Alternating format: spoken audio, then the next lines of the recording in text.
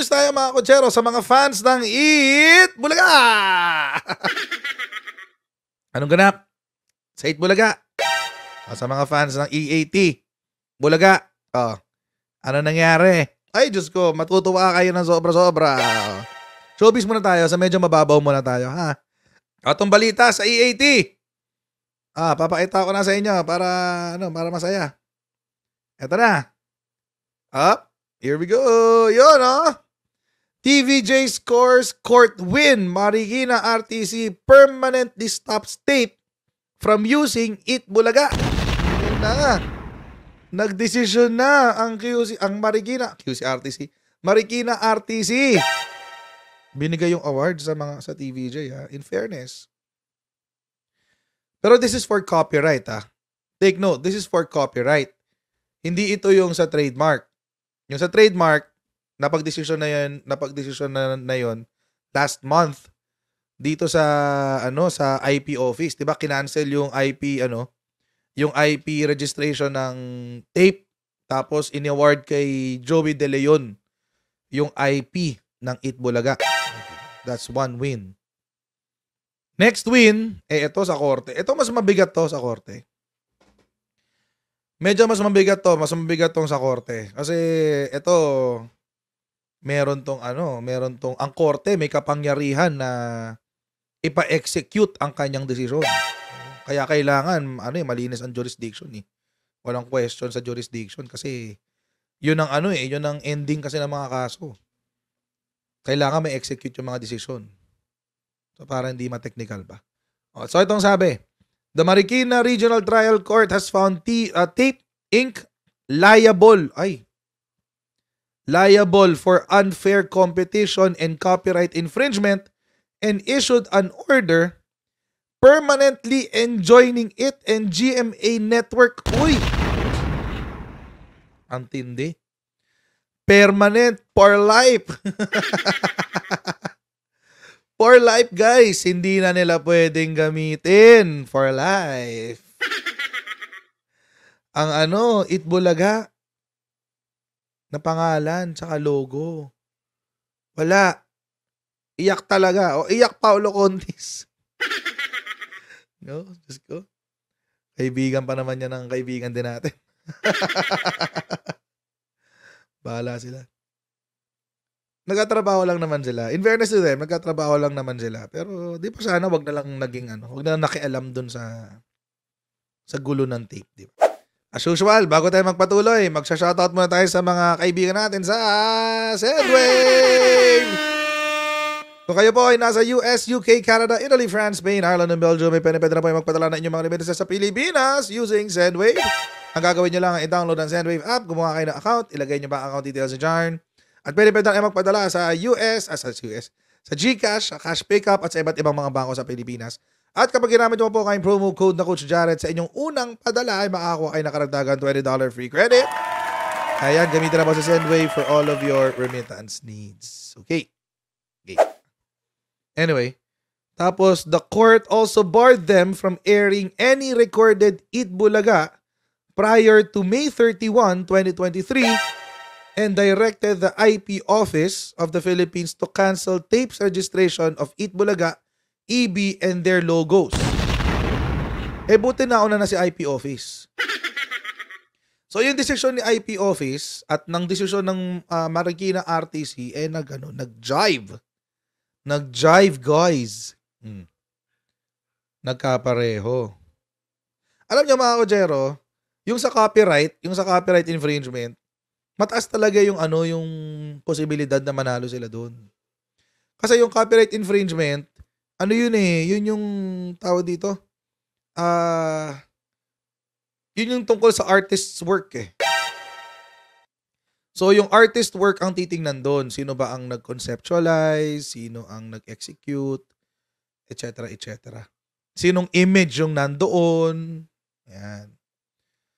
So obvious naman, ang image na nandoon ay yung TVJ. Tapos, lahat ng games na yon, yung Pinoy Henyo, etc. etc. Idea yon nung ng TVJ. So, regardless, tama ang desisyon dito ng ano ng Marikina RTC. Yung copyright talaga nandoon sa TVJ. Tama lang 'yun. Tapos unfair competition kasi ginagamit ng tape at ng GMA yung mga videos na yun dati nang wala silang karapatan. Yun. So, unfair competition. Moreover, it ordered tape to pay. Ay, Diyos ko, magbabayad pa. Magbabayad pa. Diyos ko. Di ba sabi nga ni Tito Sen, may utang pa nga raw sa kanila, di ba? This is not a good year for the Halosos brothers. This is not a good year for them. Or yung last year pala. Kasi last year pa to eh.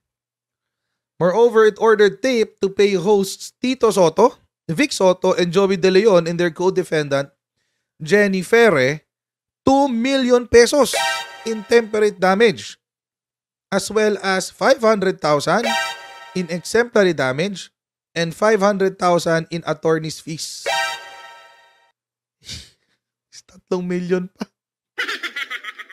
Pero alam niyo actually, itong 3 million na to, barya na lang naman to sa Tito Vic and Joey. Pero kailangan bayaran yan. Siyempre, kailangan bayaran yan. The ruling stemmed from a petition that the three hosts collectively known as TVJ filed with Ferre after they left the show Eat Bulaga that they produces for GMA. They asked the court to stop tape from using Eat Bulaga, number 1 yung pangalan, as they maintain that they own the intellectual property creation relative to the show, given that they were independent talent hosts when the noontime show was conceptualized. Okay. Now I understand. Dati kasi medyo hindi ko gets kung bakit nagki-claim sila na hiwalay. Na sila yung may-ari ng Kasi hindi pala sila empleyado ng tape during that time. Kung di ka sila empleyado, then the ownership is nasa kanila. Oo. Nasa kanila nga. Hindi pala sila empleyado ni tape eh. Di ba? Kaya pala. Okay. Kaya pala ganun. Tapos, granting their petition, Marikina RTC Branch 273, under Judge Romeo Tagras, said the hosts were able to present evidence to show that they should be credited with the formulation and creation of Eat Bulaga. These include narration of how Joey De Leon coined the term. Ito rin yung sinabi nila sa IPO, sa IP office. The court also said Joey De Leon should be considered the creator of the Eat Bulaga logo since the concept and design emanated from him. Ang sarap magbasa ng mga desisyon talaga no? Ang sarap magbasa ng mga desisyon. Ay, naka. No. JQ, hindi sila contractor. Hindi sila independent contractor. Independent talent and hosts. So, ibig sabihin, baka iba yung kontrata nila. Baka yung contract nila during that time, di ko alam. I'm sure may contract sila kasi kung talent sila, di ba? Pero baka yung talent, yung contract nila is limited to only as the hosts. So yun. Independent. So hindi sila under ng tape. It rejected tape's claim of ownership over the mark and the logos based on the argument that the three hosts were its employees when these were created. Yun. Ang argumento kasi ni tape, empleyado namin sila. Bakit So naturally, kapag empleyado ka, lahat ng ipoproduce mo will be the ownership of the business owner. Yun naman talaga mga kotsero.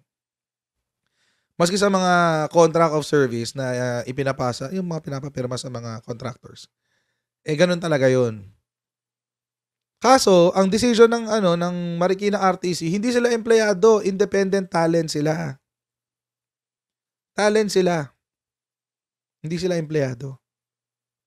Tapos, the rules of copyright ownership do not apply to a trademark like Eat Bulaga, sabi. Given this, the Marikina RTC said tape was liable for unfair competition. O nga naman, kasi Pinwersa nyo tong isa na magpalit ng pangalan. Oh. Tapos inangkin nyo yun. Inangkin nyo yung yung yung talagang kanila. Tapos it said it produced a show with the same name, format, and time slot. Alam niyo mga kutsero, kung nagpalit ng pangalan si Tape, panalo sila sa kaso. Kung nagpalit lang ng pangalan si Tape, walang problema. Diyos ko, yung pa yung ikinatalo talaga nila. Ang ikinatalo nila, pinanindigan nila yung pangalang Itbulaga.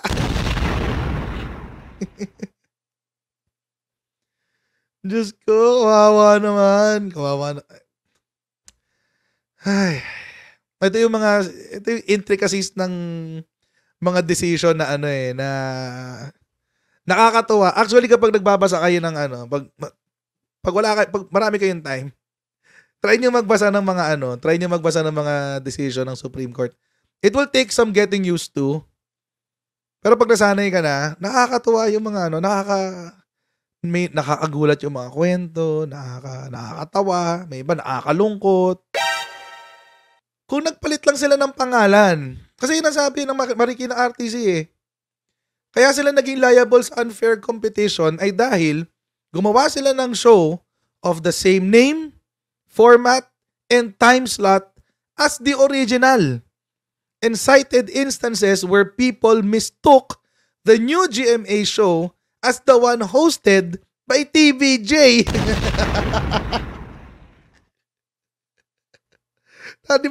Diba yung kapag nagsusugod bahay sila Isko, sasabihin ng mga bibigyan nila ng pera, salamat po kay Bossing sa Itbulaga. Ito yung naging problema. Yun. Kawawa naman ang Tape. Well, they had it coming. They had it coming. This was proof of actual confusing similarity or likelihood of confusion. It also said intent to deceive or defraud is presumed. O meron pa palang intent to deceive. And Tape is obliged to present evidence to overcome this, but it was unable to do so. Ay, may ganun pa. Nanloloko daw ng meron daw aspeto na may intensyon na manloko. Indeed, if there was no intent on the part of defendant to palm off plaintiff Joey's coined mark Itbulaga as its own, it is uncanny why it insisted on retaining the use of the mark Itbulaga after Joey and co-plaintiffs Tito and Vice. And anong Vice? Vic! Anong Vice? Vic Soto to, abogado. Ay, nako. Tito and Vic already bolted away. Moreover, it said Tape was proven to have replayed old episodes, totoo naman to, of Itbulaga hosted by TVJ even after the hosts had departed the show. Totoo to, nangyari talaga to. Nung umalis ang TVJ, merong 1 week, di ba? Naalala niyo yun? Merong 1 week na puro yung lumang episodes ng Itbulaga ang pinapalabas. Tapos naghahanap pa ng mga bagong host, etc., etc. To the court, this was done with no other reason but to ride on and appropriate the goodwill that plaintiffs Tito, Vic, and Joey have been established for the mark Itbulaga after 4 decades of being associated with it. If Tape wanted to make its noontime show distinctive, it should have used a different mark instead of Itbulaga, which only causes confusion. Dapat daw gumawa na lang kayo ng bago. Dapat daw gumawa na ng bago. Eh, yun naman talaga yung tama, di ba? Yun lang naman yung tama. Based on the evidence, it believes that registration was obtained through fraud and made in bad faith. It also noted that Tape was not yet incorporated when Itbulaga started airing, so it could not claim to be privy to its creation. Wala pa ngang Itbulaga. Wala pa ngang tape nung panahon na ginawa namin ng Itbulaga eh. Ay, dapat talaga nag-usap na lang kayo. Magkakaibigan naman kayo. Di ba? Alam niyo mga kotsero, may iwasan to lahat eh. 40 years silang magkasama. Ibig sabihin, 4 na dekada kayong magkasama. 4 na dekada kayong magkakaibigan. Dapat nag-usap na lang talaga. Sana nag-usap na lang silang lahat, no? Ang haba naman ito. Meron pa ba? Hindi pa tapos na rin. Okay. Dapat nag-usap na lang eh.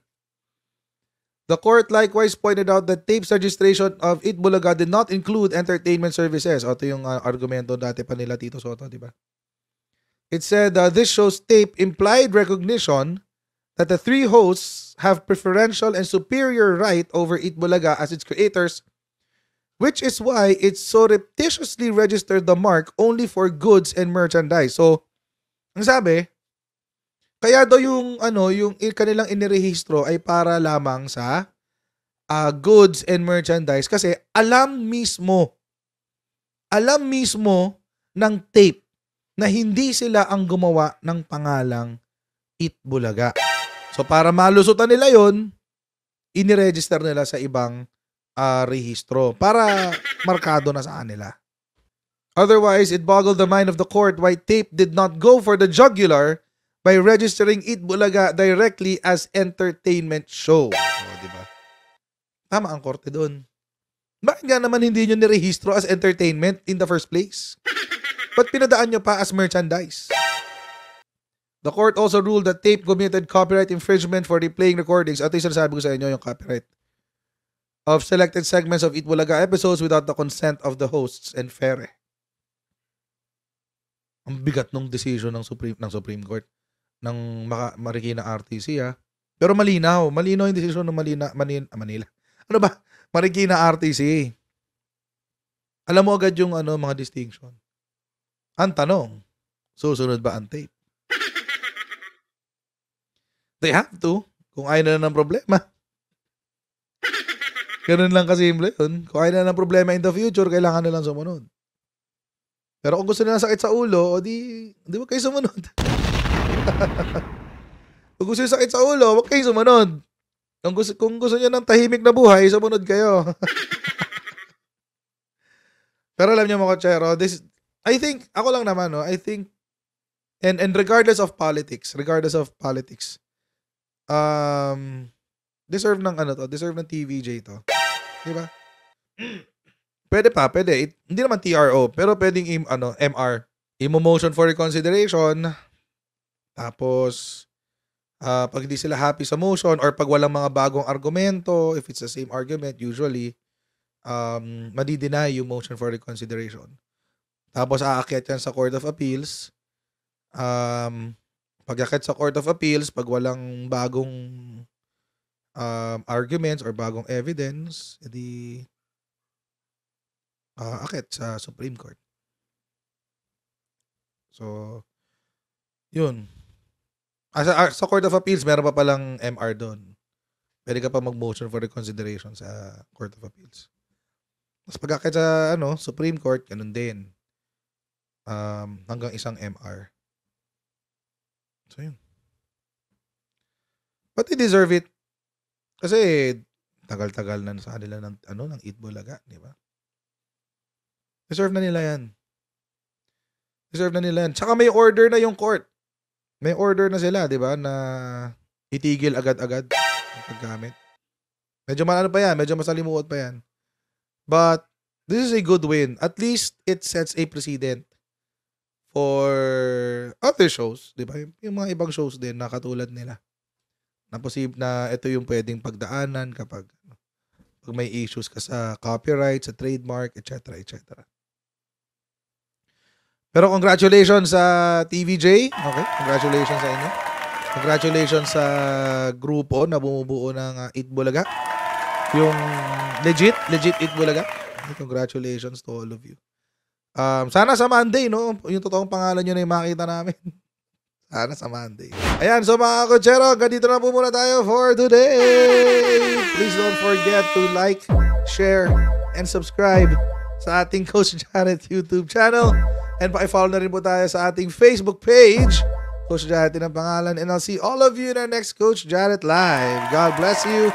See you next time. Bye!